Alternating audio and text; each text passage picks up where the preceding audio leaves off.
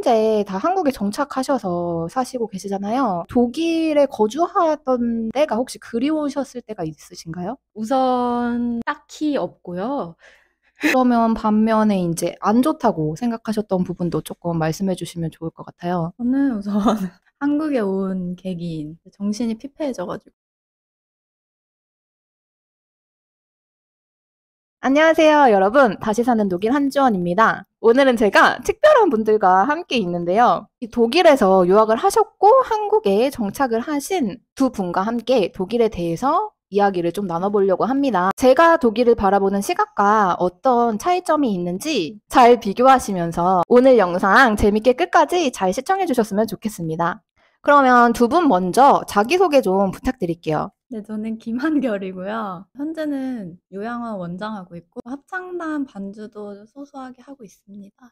독일 거주 기간은 어떻게 되시나요? 거주 기간 5년 반 정도? 5년 반 정도. 뭘 전공하셨죠? 독일에서는 피아노 전공했습니다. 독일에서 피아노를 전공하신 김한결님이십니다. 그리고 옆에 분 안녕하세요. 저는 신비주의고요.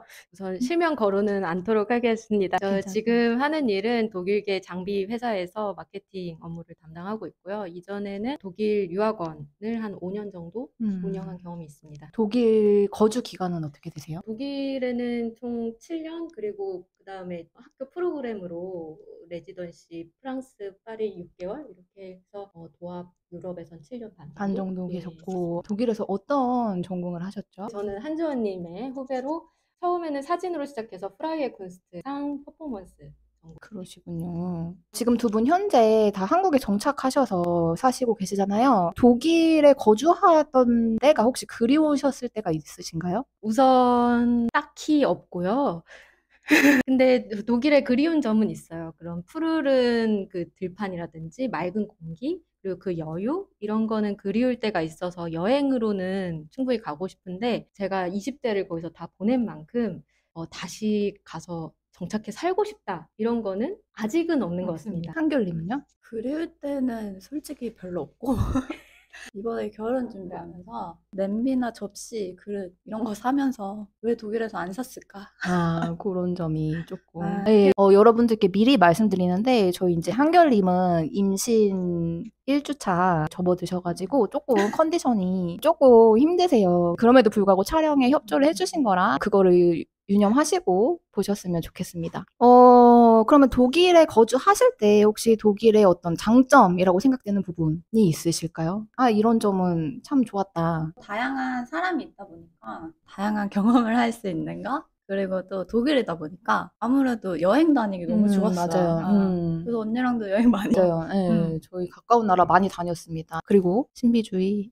공부하는 게 진짜 좋았던 것 같아요. 정말 저렴한 가격으로 뭐 미대 같은 경우에는 재료비 지원부터 여행비 지원, 여러 가지로 혜택이 굉장히 많았고 교통비도 저희가 사실상 무료여서 그 근교로 해서 주말에 뭐 네덜란드로 우리 장 보러 가고, 그리고 주말에 마음만 먹으면 파리로 그 버스 여행을 갈 수 있는 쇼핑을 그렇게 가더라고요. 그래서 그런 문화적 혜택이나 그런 뭐 인근 나라들이 같이 받을 수 있는 거, 여행도 그렇고 교육도 너무 잘 받았고요. 네. 그러면 반면에 이제 안 좋다고 생각하셨던 부분도 조금 말씀해 주시면 좋을 것 같아요. 저는 우선 한국에 온 계기인 정신이 피폐해져가지고 웃을 얘기가 아닌데 사실 그죠? 아무래도 외국인으로 이제 계속 살다 보니까 계속 내가 약자라는 생각이 계속 있어가지고 뭐 따질 때도 독일어로 따져야 되니까 답답하고 근데 따지는 건 다 따지긴 했는데 맞아요. 근데 어쨌든 그러다 보니까 좀 정신이 너무 피폐해져서 더 이상은 독일에 못 살겠다 싶어서 이제 한국으로 오게 됐죠. 근데 학업은 마치고 오셨잖아요. 그죠?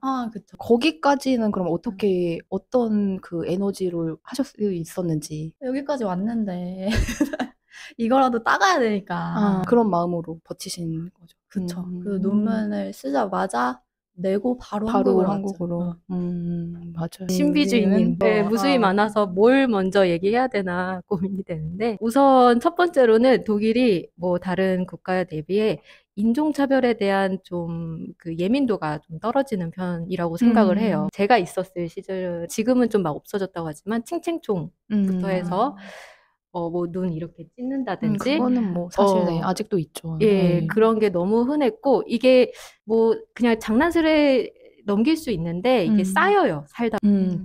그런 조금씩 피해보고 산다는 느낌, 늘 손해본다는 느낌, 그거를 안고 가야 되고, 또 어떤 분들이 얘기하기론 그냥 사실 삶에 큰 문제는 없는데 거기 땅에 있는 거가 그 중력이 무겁다. 그러니까 그 긴장감에 눌리는 느낌이 있는 것 같아요. 그냥 아무것도 안 하고 거기에 있는 것만으로도 부담감. 그리고 우리 또 사실 학생들은 다들 가족이 없이 내 지지 기반이 없이 무슨 일이 있었을 때 내가 다 헤쳐나가야 된다는 맞아요. 안정감이 없는 거 여러 가지 요인으로 좀 살 때는 힘들었던 것 같아요. 네. 이제 저희 신비주의님도 학업을 마치셨는데 독일에서 그때까지는 어떤 원동력으로 혹시 마치게 되셨는지 궁금해요. 저도 한결님이랑 똑같은 이유로 학업을 준비하는데 좀 시간을 많이 투자를 했어요. 그러니까 남들 졸업할 나이에 입학을 하게 됐고 독일어도 좀 오래 공부를 했고 돌아가기는 좀 너무 아쉬운 상황이었고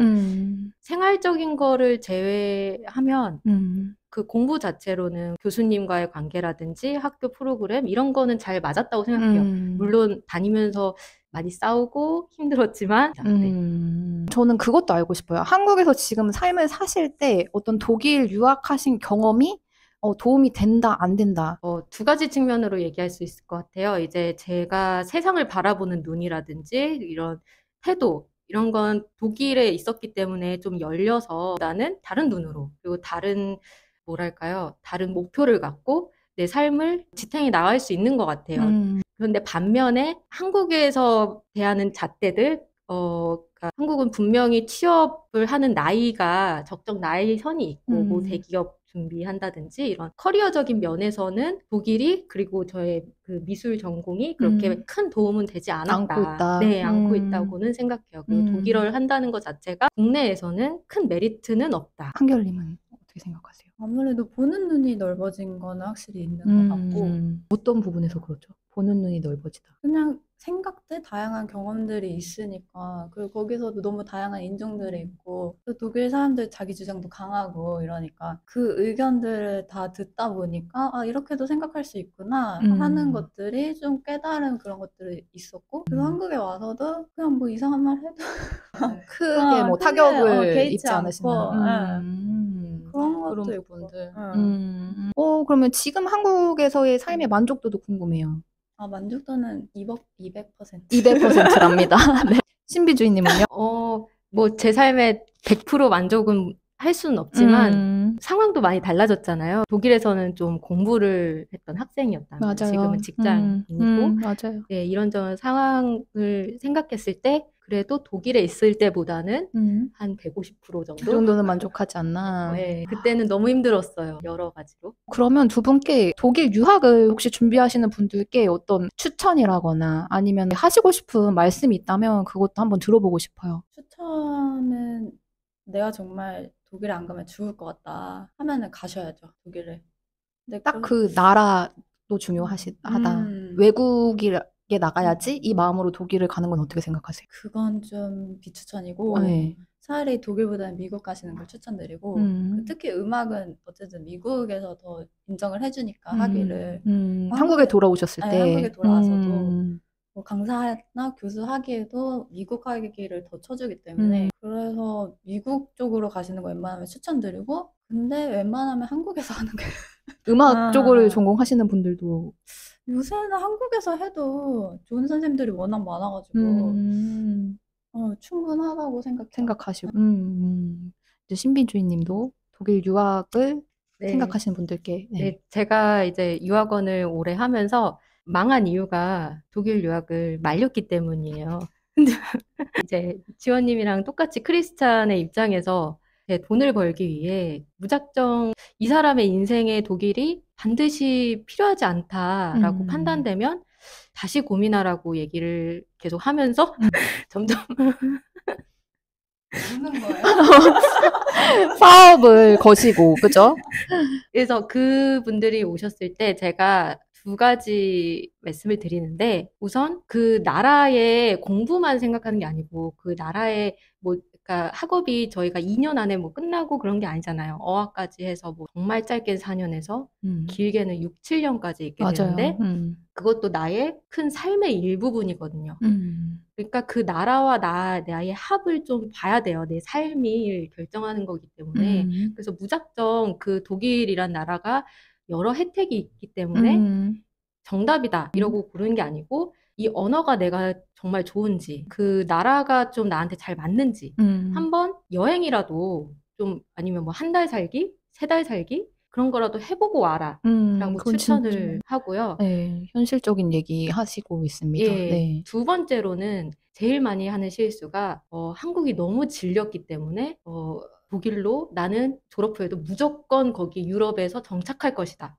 속단을 해요. 물론 나도 그랬어요. 하지만 사람이 시간이 흐르면서 성장도 하고 생각이 계속 바뀌거든요. 저도 미술을 안 할지 정말 상상도 못했어요. 20살에. 그렇지만 사람이 늘 바뀌기 때문에 내 생각은 언제든지 바뀔 수 있어요. 그리고 독일이 어느 순간 내 나라가 아니다라고 생각될 수도 있고 그렇기 때문에 그걸 절대 속단하지 않고 B플랜, C플랜까지 내가 귀국해서도 과연 독일에서 공부한 게 메리트가 있을까? 이걸 현실적으로 고민하는 걸 저는 늘 추천하고 있습니다.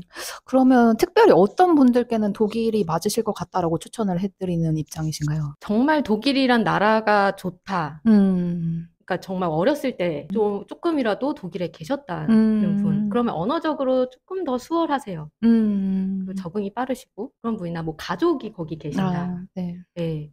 그런 부분. 아니면 그 공대 스템 분야라고 하죠. 그 취업이 잘 되는. 그러니까 독일 공대를 졸업해도 미국이든 한국이든 취업이 잘 되는. 이건 현실적으로. 네, 그런 데는 졸업하셔도 문제가 없다. 하지만 졸업률이 30%밖에 안 된다. 맞아요. 그래서 네. 그걸 생각한다면 차라리 한국의 서울, 그러니까 뭐 경기도권 아니면 뭐 지방대로도 사실 상관이 없어요. 그쪽으로 4년제를 나오는 게 사실 더 훨씬 쉽다.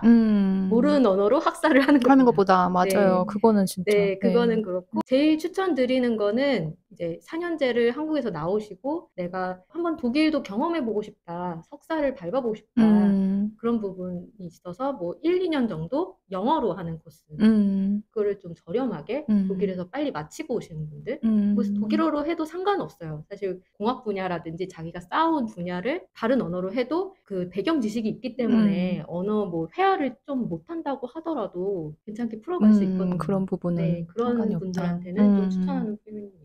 네. 두 분의 향후 계획 또는 뭐 인생의 방향 이런 것도 좀 궁금해요. 혹시 좀 나눠주실 수 있으신지? 저는 우선 향후 계획은 우선 애를 낳아서 잘 기를 맞아요. 네, 지금 또 임신 초기이시기 때문에 네. 이게 제일 우선 중요하고 맞아요.